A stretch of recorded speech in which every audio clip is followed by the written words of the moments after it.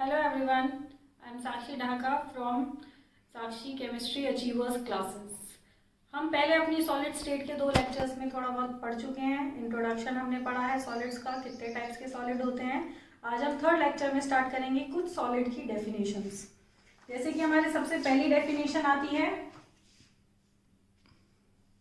Lattice points. Lattice points क्या होते हैं? atoms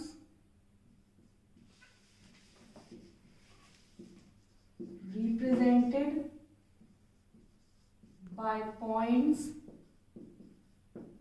in space.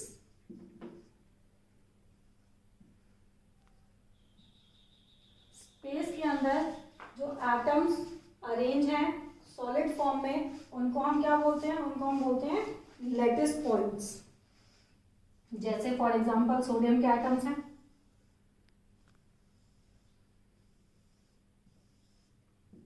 ये हमारे सोडियम के एटम्स.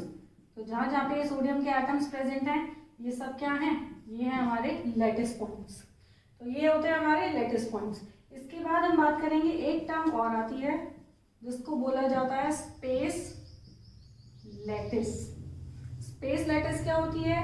ये अरेंजमेंट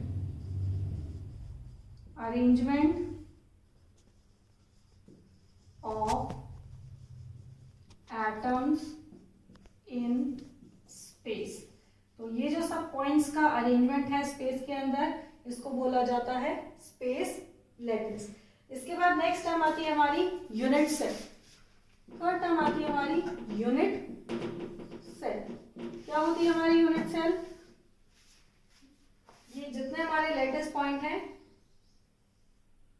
ये बनाते हैं एक यूनिट सेल.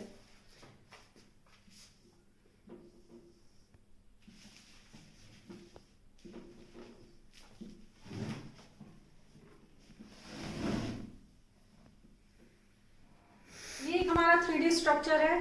इसके अंदर स्मॉलेस्ट पार्ट जिसको रिपीट करके हम एक पूरा 3 डायमेंशनल स्ट्रक्चर बना सकते हैं, उसको बोला जाता है यूनिट सेल. तो ये क्या हुई? एक हमारी यूनिट सेल. तो यूनिट सेल को हम क्या लिख सकते हैं? Smallest part of a 3D structure which repeated again and again to form a solid structure. तो ये हमारे 3 पॉइंट्स, 3 डेफिनेशन. दोबारा से एक बार इसको रिवाइज करते हैं. सबसे पहले आते हैं हमारे pass lattice points. Lattice points क्या होते हैं? एटम्स जो रिप्रेजेंट किए जाते हैं किससे? पॉइंट से स्पेस के अंदर, उनको हम क्या बोलते हैं? लैटिस पॉइंट्स बोलते हैं. उसके बाद आते हैं हम स्पेस लैटिस पर. Arrangement of atom in the space, उसको बोला जाता है स्पेस लैटिस. इसके बाद आते हैं हम यूनिट सेल. यूनिट सेल क्या होती है?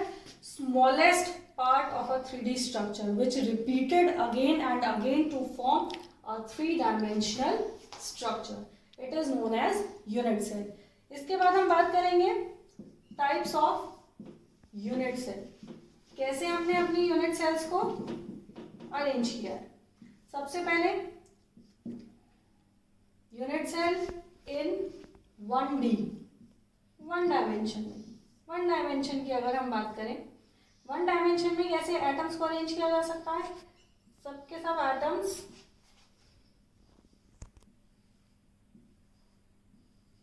एक रो में प्लेस कर दिए जाएंगे. एक रो, जैसे कि बिलियर्ड टेबल पे आप क्या रखें?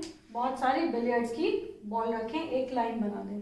तो वो हो गया हमारा types of unit cell 1D. अब इसको मेजर करने का सिर्फ हमारे पास एक ही पैरामीटर है, और वो क्या है?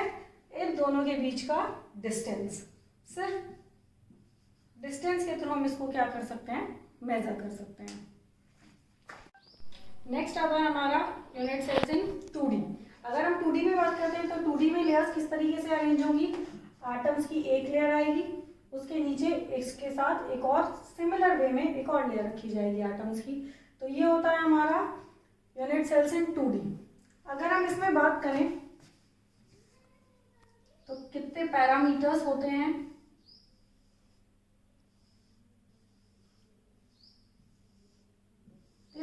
बात किसकी फॉर्मेशन हो रही है हमारे पास, स्क्वायर। अब अगर हम इसमें बात करें तो हमारे पास 3 पैरामीटर्स हैं। कौन कौन से हैं? एक तो हो गई हमारे पास ये लेंथ ए, एक हो गई हमारे पास ये लेंथ बी, और एक हो गया इनके बीच का एंगल थीटा। तो 2D के अंदर हमारे पास होते हैं 3 parameters A, B and theta. इनके अकॉर्डिंग हमारे पास जो स्ट्रक्चर्स होते हैं वो होते हैं 5 टाइप्स के। तो इसके बाद हम पढ़ेंगे अपने 5 टाइप्स ऑफ स्ट्रक्चर। 2D के अंदर इन तीनों पैरामीटर्स के अकॉर्डिंग हमारे पास यूनिट सेल होती है 5 टाइप की, इसको हम डिस्कस करेंगे। सबसे पहले आते हैं हमारे पास square unit cell. Square unit cell के अंदर क्या होता है, A is equal to B and theta is equal to 90 degree. दूसरा आता है हमारे पास rectangular unit cell, A is not equal to B but theta is equal to 90 degree. तीसरे आते हैं हमारे पास hexagonal unit cell, A is equal to B but theta is equal to 60 degree. Fourth आते हैं हमारे पास rhombic unit cell where A is equal to B but theta is not equal to 60 degree, not equal to 90 degree. Fifth आते हैं हमारे पास parallelogram unit cells जिसके अंदर A is not equal to B and theta is not equal to 90 degree. ये हमारे 5 type of unit cell on the basis of 2D structures. इन पांचों को हम बोलते हैं ब्रेविस लैटिस। तो 2D के अंदर 5 ब्रेविस लैटिस प्रेजेंट होती है। इसके बाद हम बात करते हैं अपने 3D स्ट्रक्चर्स की। अब बात करते हैं हम अपने 3D यूनिट सेल्स की। 3D यूनिट सेल्स में किस टाइप का अरेंजमेंट होता है, पहले 2D की तरह लेयर्स बनेंगी और उन लेयर्स के ऊपर एक एक लेयर और रखी जाएगी। तो ये कैसा स्ट्रक्चर बन जाता है हमारा, ये स्ट्रक्चर बन जाता है हमारा 3D। अब इस 3D स्ट्रक्चर के अंदर हमारे पास कितने पैरामीटर्स होते हैं, हमारे पास 6 पैरामीटर्स हैं जिसके अकॉर्डिंग हमने इनको क्लासीफाई किया है।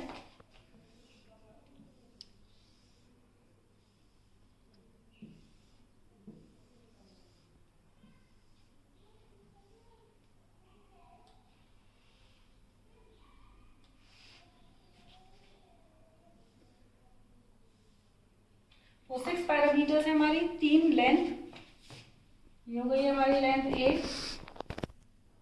ये हो गई हमारी लेंथ बी और ये हो गई हमारी लेंथ सी।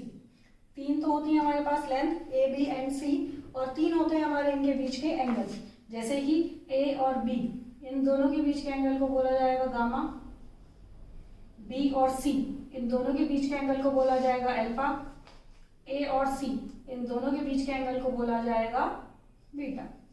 तो 3D के अंदर हमारे पास 6 पैरामीटर्स हैं। 3 है लेंथ ए, बी एंड सी, 3 है इनके बीच के angle alpha, beta and gamma. In 6 parameters के बेसिस पर हमारे पास जो यूनिट सेल क्लासिफाइड है वो है 7 टाइप्स। तो 7 types of unit cells are present in 3D structures. These unit cells are known as primitive unit cells. According to 3D structures, unit cell are of 7 types. सबसे पहले हम बात करते हैं, सबसे पहले आते हैं हमारे पास cubic unit cells. Cubic unit cells, all the 3 distances are equal. A is equal to B is equal to C. All the 3 angles are equal and they are equal to 90 degree. For example, NaCl. इसके बाद हम आते हैं tetragonal. Tetragonal के अंदर बस A is equal to B, B is not equal to C, but all the 3 angles are equal and 90 degree. For example, CSO4. इसके बाद आता है हमारे पास third structure orthorhombic. All the 3 lengths are not equal, all the 3 angles are equal to 90 degree. For example, rhombic sulfur. Fourth one is hexagonal. In hexagonal, A is equal to B, but B is not equal to C. So in similar way, alpha is equal to beta is equal to 90 degree and gamma is 120 degree. For example, magnesium.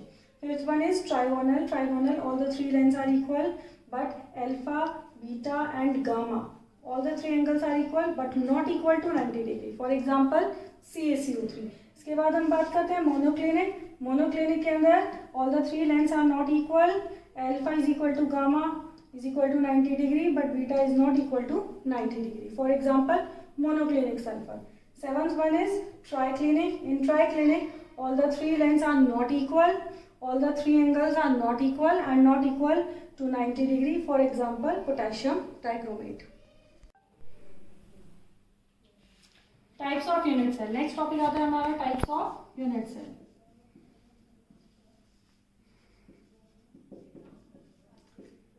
पहले आते हैं हमारे पास simple cubic unit cell, जिसको short में बोला जाता है SCC। इसको हम बेसिक और प्रिमिटिव यूनिट सेल भी बोलते हैं। इसके अंदर एटम्स प्रेजेंट होते हैं on the all 8 corners of the cube.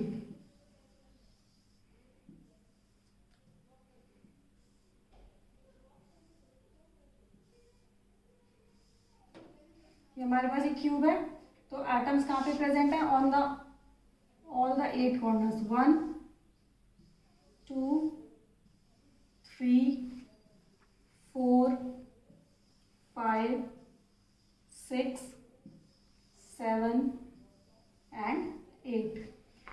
इस अरेंजमेंट को बोला जाता है सिंपल क्यूबिक यूनिट सेल, जिसके अंदर एटम्स कहाँ पर प्रेजेंट होते हैं? On all the 8 corners of the cube. आप जिस भी रूम में हैं आप उस रूम को एज्यूम कर सकते हैं। देखेंगे 4 ऊपर के कॉर्नर और 4 नीचे के कॉर्नर। अगर इन पे एटम्स प्रेजेंट है तो इसको बोला जाता है सिंपल क्यूबिक यूनिट सेल। अब हम बात करेंगे इसके बाद अपने सेकंड की, या फिर इससे पहले बात करते हैं कि इसके अंदर कितने एटम्स प्रेजेंट हैं। इसको रैंक बोला जाता है, डिनोट किया जाता है Z से। Z का मतलब होता है total atoms present in a unit cell. जैसे कि हम देख सकते हैं सिर्फ इतना पार्ट एटम का इस यूनिट सेल के अंदर है, ऐसे ही सबके अंदर इतना पार्ट सिर्फ यूनिट सेल के अंदर प्रेजेंट है। तो हम निकालेंगे कि इस यूनिट सेल के अंदर कितने एटम्स प्रेजेंट हुए हैं। इसको रिप्रेजेंट करते हैं हम किससे? Z से। तो देखते हैं एटम्स प्रेजेंट है कॉर्नर। कॉर्नर का कंट्रीब्यूशन होता है, अगर एटम आपके कॉर्नर पे लगा हुआ है तो उसका कंट्रीब्यूशन होता है 1/8, मीनिंग सिर्फ 1/8 पार्ट तो अंदर की तरफ है और बाकी का 7/8 पार्ट कहाँ रहेगा? एटम से यूनिट सेल से बाहर। जैसे कि अगर हम बात करें तो ये तो हो गया हमारा 1/8 पार्ट, और ये जो बाकी का बचता है जो यूनिट सेल से बाहर निकल रहा है ये हमारा 7/8। तो अगर हम Z की वैल्यू निकालते हैं तो कैसे निकालेंगे? सिंपल क्यूबिक यूनिट सेल के अंदर कितने एटम्स प्रेजेंट है हमारे? 8। 1 2 3 4 5 6 7 8 और कितना एक एटम कितना कंट्रीब्यूट करता है? 1/8। तो कितना आ जाता है हमारे पास? 1। इसका मतलब है कि इस यूनिट सेल के अंदर सिर्फ कितना एटम का वॉल्यूम अंदर की तरफ है? एक एटम का वॉल्यूम अंदर की तरफ है। तो इसके लिए Z की वैल्यू कितनी हो जाती है हमारे पास? 1। और हम क्या बात कर सकते हैं? कोऑर्डिनेशन नंबर, कि इस स्ट्रक्चर का हमारा कोऑर्डिनेशन नंबर कितना है। कोऑर्डिनेशन नंबर का मतलब क्या होता है? कोऑर्डिनेशन नंबर का मतलब होता है एक एटम अपने कितने नेबर से सराउंडेड है या फिर कितने नेबर्स को टच कर रहा है, उसको हम क्या बोलते हैं? उसका कोऑर्डिनेशन नंबर। अब हमने इस स्ट्रक्चर को बनाया इस तरीके से है, ये एटम्स हमने दूर दूर शो किए हैं, बट ये होते किस तरीके से हैं? रियल में अगर हम देखें तो ये एटम इस तरीके से आपके प्रेजेंट होते हैं। ये एक दूसरे को क्या करते हैं? टच करते हैं। ऐसे नीचे प्रेजेंट है हमारे 4 एटम,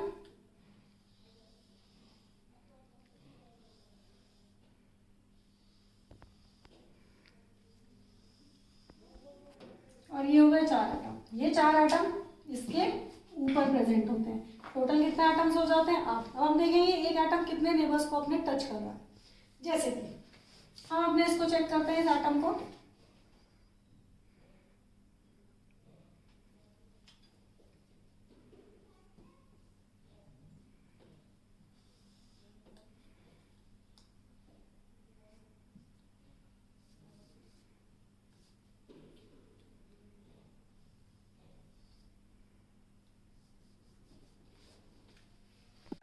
कोऑर्डिनेशन। अब हम बात कर रहे हैं अपनी कोऑर्डिनेशन नंबर की, तो हमें चेक करना है कि इसमें एक एटम कितने नेबर से सराउंडेड है। तो अगर हम बात करते हैं अपने इस एटम की, तो ये एटम इसके अंदर स्ट्रक्चर के अंदर आप देखें तो एक किससे ज्वाइंट है? इससे ज्वाइंट है 2 और एक ये 3। तो ये हो गए हैं। इसी तरह से इसकी जो बराबर वाली यूनिट सेल होगी उसके भी ये कितने एटम से ज्वाइंट रहेगा? 3 एटम से ज्वाइंट रहेगा। तो इस इसका कोऑर्डिनेशन नंबर कितना हो जाता है 6। तो SCC का कोऑर्डिनेशन नंबर होता है हमारा 6। ये अपने कितने नेबर्स को टच करता है 6, 3 और 3।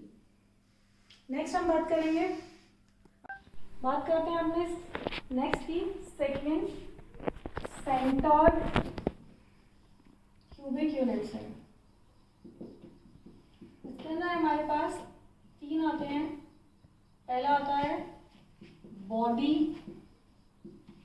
सेंटर्ड क्यूबिक यूनिट सेल, जिसको हम शॉर्ट में BCC भी बोलते हैं, BCC। इसके अंदर क्या होगा, इसके अंदर जो एटम्स प्रेजेंट होते हैं आपके कहाँ कहाँ प्रेजेंट होते हैं, all 8 corners plus 1 atom at body centre.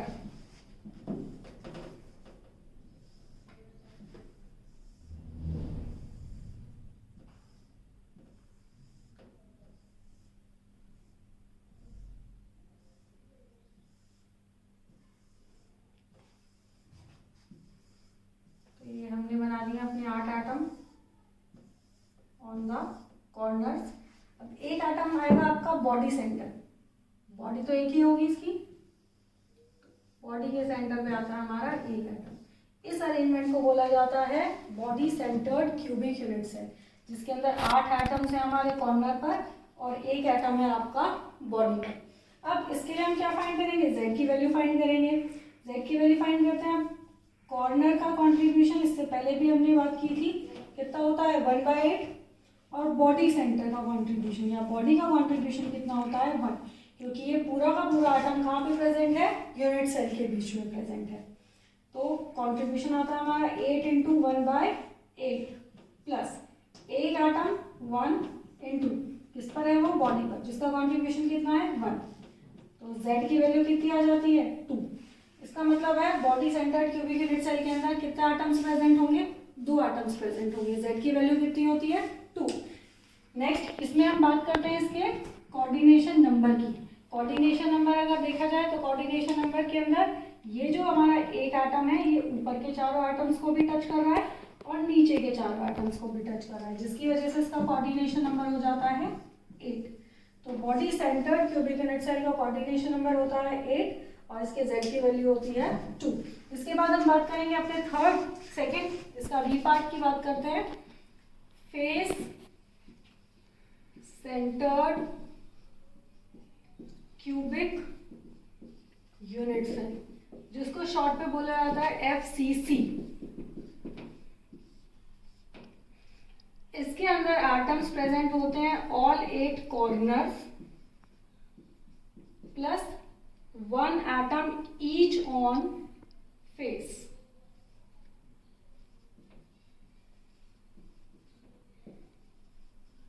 अब फेस क्या होते हैं हम बात करते हैं इसकी।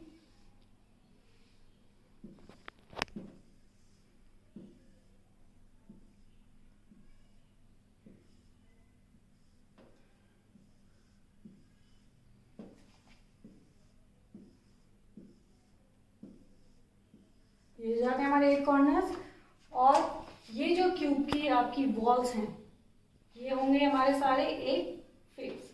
तो कितने फेस हुए हमारे पास 6 फेस हुए। जैसे आप अपने रूम को भी देखें तो एक रूम के अंदर कितने फेसेस होते हैं 6। कैसे, एक ऊपर एक नीचे और 4 हो गई हैं इस तरह से हमारी वॉल। तो 6 हमारे पास क्या है फेसेस। तो एटम्स कहाँ पे प्रेजेंट है हमारे,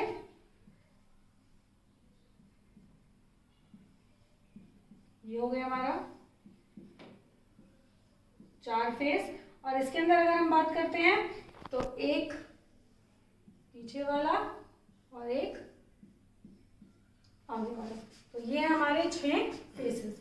तो एटम्स कहाँ कहाँ पे प्रेजेंट हैं, 8 atoms on corner and 6 atoms on faces. इसके बाद हम फाइंड करेंगे इसका z की वैल्यू। तो हम बात कर चुके हैं कि कॉर्नर का कॉन्ट्रीब्यूशन कितना होता है 1/8 और फेसेस का कॉन्ट्रीब्यूशन कितना होता है 1/2। इसका मतलब होता है आधा एटम होता है नीचे वाले यूनिट सेल में और आधा एटम होता है उसके जो ऊपर यूनिट सेल होगा उसमें। जैसे कि एक बॉल को बीच में से काट दिया जाए तो जो दो पार्ट में डिवाइड होती है बिल्कुल उस तरीके से। तो हाफ कॉन्ट्रीब्यूशन होता है हमारे फेसेस का। तो इसके अंदर हम फाइंड करेंगे 8 इंटू 1/8 प्लस 6 एटम्स हैं फेसेस पर, तो 6 इंटू 1/2 3 1।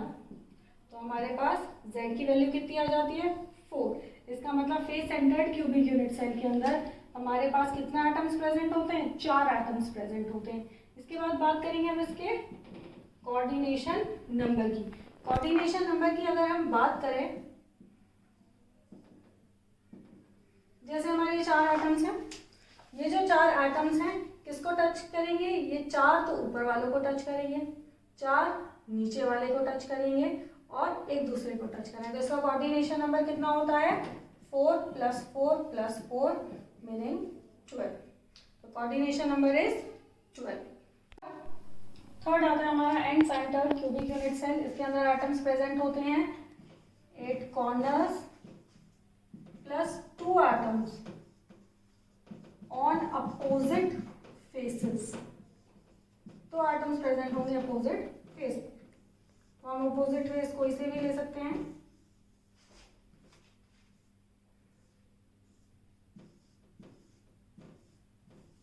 ये हो गए हमारे कॉर्नर वाले एटम्स और एक एटम यहाँ, तो एक एटम यहाँ। इस स्ट्रक्चर को बोलते हैं end centred cubic unit cell और ECC। तो ये हो गए हमारे तीनों सेंटर्ड यूनिट सेल के टाइप। पहला BCC, second one is FCC and third one is ECC।